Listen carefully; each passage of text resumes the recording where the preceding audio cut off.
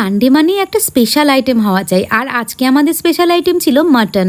এই দেখো ওয়েট মেশিনটা আমি দেখিয়ে দিচ্ছি কতটা কি ওজনে আছে। ওয়েট মেশিনটা কেনার একটাই কারণ, আমার ভাই যখন জিম করতো তখন এই ওয়েট মেশিনটা কিনেছে। ও তো এখন ব্যাঙ্গালোর চলে গেছে, ওখানেও কিনে নিয়েছে, আর এখানে আমাদের এটা রেখে গেছে। সোনাদের জন্য এনেছি শিঙি মাছ, আর আমার বিড়ালগুলোর জন্য এনেছি চিকেন। তোমাদেরকে সব কিছু দেখিয়ে দিলাম কী কী এনেছি আজকে সানডে ধামাকাতে। তারপরে আমি মাটনটাকে ধীরে ধীরে করে নিচ্ছি। মাটন রান্না তো তোমাদের আগেও আমি অনেক ভিডিওতে দেখিয়েছি, তাই আর ওটাকে রিক্যাপ করলাম না। আর এই দেখো মাংসটা পুরো হয়ে এসছে। কেমন হয়েছে কষা মাংসটা, দেখতে বেশ খাসা হয়েছে বলো। আর এই কষা মাংস দিয়ে আমি এখন একটা জিনিস দিতে চলেছি মিস্টার মণ্ডলকে। কড়াইয়ের থেকে গরম কষা মাংস আর রুটি, এটা আমার বাপের বাড়ির ধারা ছিল, আর সেই ধারাতে আমি মিস্টার মণ্ডলকেও টেনে নিয়েছি। আর আমি মাকেও দিয়ে দিচ্ছি কষা মাংস রুটি, আমি নিজেও খেয়েছি। আর এই দেখো গরম গরম মাংস হয়ে গেছে।